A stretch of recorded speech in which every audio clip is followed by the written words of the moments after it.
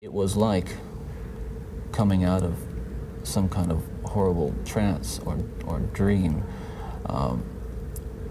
I can only liken it to after, I don't want to over-dramatize it, but to have been possessed by something so awful and so alien, and then the next morning wake up from it, remember what happened, and realize that basically, in the eyes of the law, certainly in the eyes of God, you're responsible.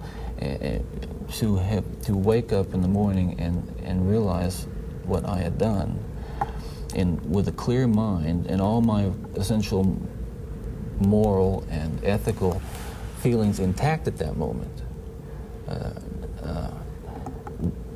absolutely horrified that I was capable of doing something like that. You really hadn't known that before? There is just absolutely no way to describe, first,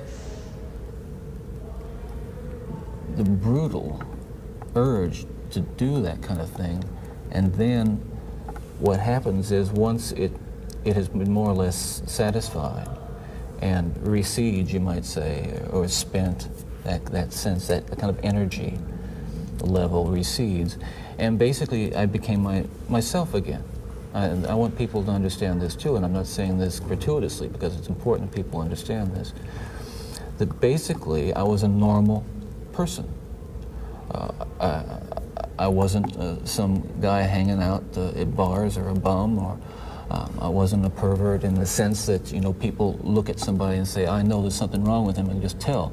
I was essentially a normal person. I had good friends. I led a normal life, except for this one small but very potent and very destructive segment of it that I kept very secret and very close to myself and didn't let anybody know about it.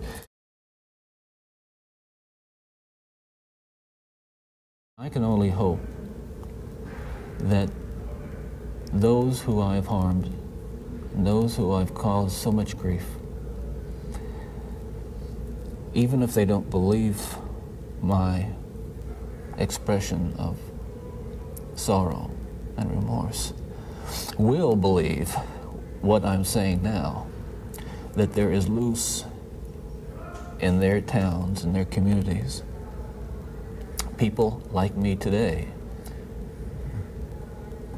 whose dangerous impulses are being fueled day in and day out by violence in the media in its various forms. I'm aware that I can't begin to understand the pain that the parents of these children that I have, and these young women that I have harmed, feel. And I can't restore really much to them, if anything.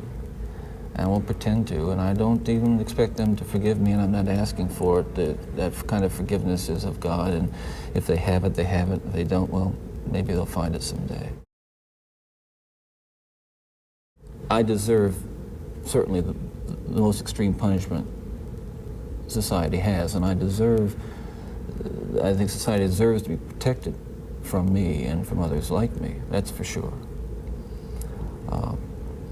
I think what I hope will come of our discussion is I think society deserves to be protected from itself.